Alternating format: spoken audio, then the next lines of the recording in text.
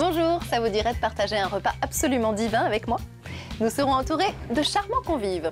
Pour commencer, Mademoiselle Ingère, une chef complètement toquée, avec qui nous réaliserons une recette chic et facile. Puis pour parler du vin qui va bien, nous ferons appel à l'imagination de notre ami Dominique Hutin. Ensuite, on vous enverra une petite carte postale de région où les week-ends sont forcément divins et épicuriens. Et enfin, pour que boire ne rime pas avec déboire, je vous donnerai quelques conseils pour goûter et apprécier le vin de manière responsable. Allez, maintenant que les invitations sont envoyées, on se lance côté cuisine.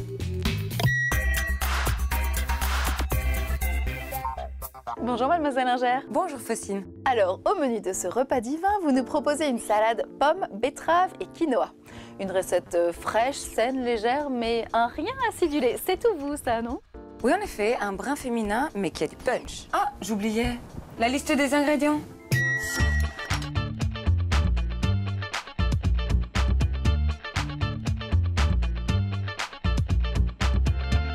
Alors, première chose, eh bien, il va falloir cuire notre quinoa pour qu'il puisse refroidir ensuite, puisque c'est une salade. D'accord. On va le cuire façon pilaf, c'est-à-dire on va le faire revenir à l'huile d'olive et ensuite on va le cuire avec 2,5 fois son volume en eau. Et une fois que ça bout, on baisse le feu et on fait cuire à frémissement jusqu'à ce qu'il n'y ait plus d'eau. D'accord. Facile. Première chose, la pomme que l'on va faire en brunoise. Ce sont des petits dés. Je vais faire ce petit Bah allez-y Faustine, bien sûr. Bah oui, je vous aide, je vous aide. Et pour éviter que la pomme ne s'oxyde et donc qu'elle noircisse, on va la citronner. D'accord? Alors, la coriandre fraîche maintenant. Ça sent bon. Alors, on va l'effeuiller et on va la hacher. On fait bien glisser la lame du couteau. Ah. Ça s'emballe? Ça s'emballe. Ça veut dire que l'eau est presque complètement partie. Et ça fait des petits trous. Ça fait ce qu'on appelle un nid d'abeille. Donc on va le mettre dans un grand récipient, bien à plat. Il va refroidir plus vite. Le quinoa à tiédir.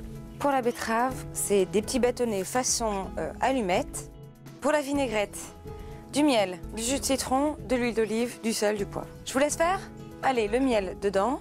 Je mets tout? Vous mettez tout. Maintenant, donc dans un saladier, vous allez pouvoir réunir notre garniture, les pommes, la coriandre, ainsi que les betteraves. Ok, maintenant le quinoa est froid, vous allez pouvoir l'ajouter au reste des ingrédients. C'est sucré, salé, croquant. Il ne reste plus qu'à disposer un petit bouquet de roquettes. Et ça, je le fais souvent avec les doigts pour conserver le volume, vous avez vu? Ensuite, on ajoute des petites crevettes.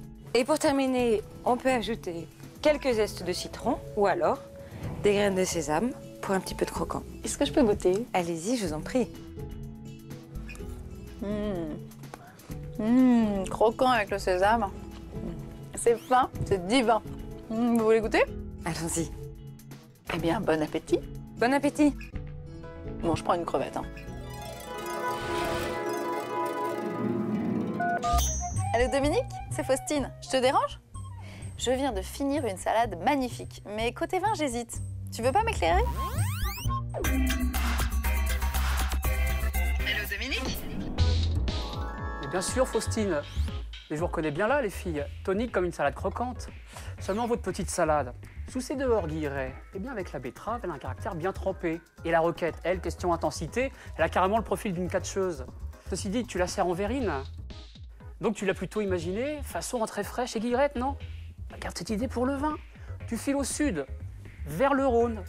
Et là, tu demandes un vionnier. Vionnier, oui, c'est le nom d'un cépage blanc qui se plaît beaucoup en Ardèche.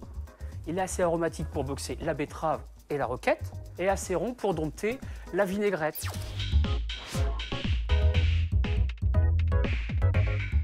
Vionnier, oui. Tu te rappelleras? Je vous embrasse, ce sera mon salaire, tiens. Faustine, vous m'en gardez la salade pour filles? Ça vous dirait de découvrir le vignoble de manière originale, en famille ou en tête-à-tête avec votre chéri? Oui? Ça tombe bien, on a plein d'idées pour vous. Alors où va-t-on aujourd'hui?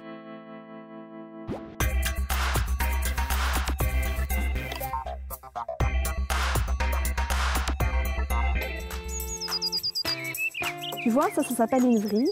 Et c'est la vigne, au printemps, elle veut s'accrocher pour pas monter trop haut, il faut qu'elle tienne bien droit. Elle va se mettre, elle va s'enrouler toute seule comme une magicienne. Vas-y, tire encore, essaie de l'enlever. Voilà. Il y a la vigne, le vin et le vigneron. Pour en savoir plus sur ce triptyque magique, direction le château de Siorac en Gironde. Aline Goldschmidt vous initiera à son métier de vigneron avec des ateliers vendanges pour les grands et plante ta vigne pour les petits en été. Pas besoin de se prendre au sérieux, un peu de curiosité suffira. Il n'y a rien de plus ennuyeux que faire des cours didactiques. Moi, je suis pour les exemples, les ateliers, les visites où on s'amuse, où on pose des questions, où on teste, où on goûte, où on touche. Avec des ateliers ludiques et chics, l'idée est de provoquer les sens pour comprendre le vin. Comme ici par exemple, où pipette dans une main et échantillon de vin dans l'autre, les apprentis vignerons tenteront de percer les mystères de l'assemblage. Une spécificité des vins français, l'assemblage, notamment ceux de Bordeaux. On va déguster le cépage qui est majoritaire à la lande de Pomerol, c'est-à-dire du merlot. Puis on va déguster un échantillon de cabernet franc. Vous allez voir la différence entre les deux cépages. Puis après, nous allons les mélanger. La vue, le nez sont mis à contribution, la bouche aussi. Mais ici, on recrache. Il s'agit juste d'éveiller, de stimuler votre palais. Et pendant que vous tenterez de réconcilier dans un même flacon le merlot et le cabernet franc, vos enfants apprendront en s'amusant. C'est ça le concept no-touristique d'Aline Goldschmidt. L'art de vous faire vivre le vin.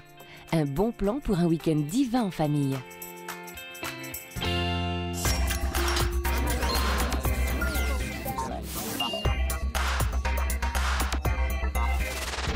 Quels sont les ingrédients d'une soirée réussie? De la musique, qui donne le ton de la soirée, des bons petits plats avec un peu de vin pour les accompagner, et puis surtout des amis. Ils sont le nectar de la vie. D'abord, choisissez le vin avec soin. Au besoin, demandez conseil à votre caviste. La vie peut être une fête, mais le vin doit être un art. Respectez-le et apprenez à le connaître. C'est une des meilleures manières de ne pas en abuser. Donnez-lui une place de choix. Servez votre vin dans de jolis verres, sans jamais dépasser la moitié. Regardez-le, humez-le et échangez avec vos invités sur vos sensations. Et surtout, gardez la main. Pensez à proposer de l'eau. Servez le vin vous-même pour éviter de remplir les verres plus de 4 fois dans la soirée. Et ne laissez jamais vos convives boire l'estomac vide. Soyez aux petits soins avec eux. Pas d'alcool pour les femmes enceintes ou les amis qui prennent des médicaments. Pensez aussi à ceux qui prendront le volant en arrêtant de les servir 1 heure avant le top départ.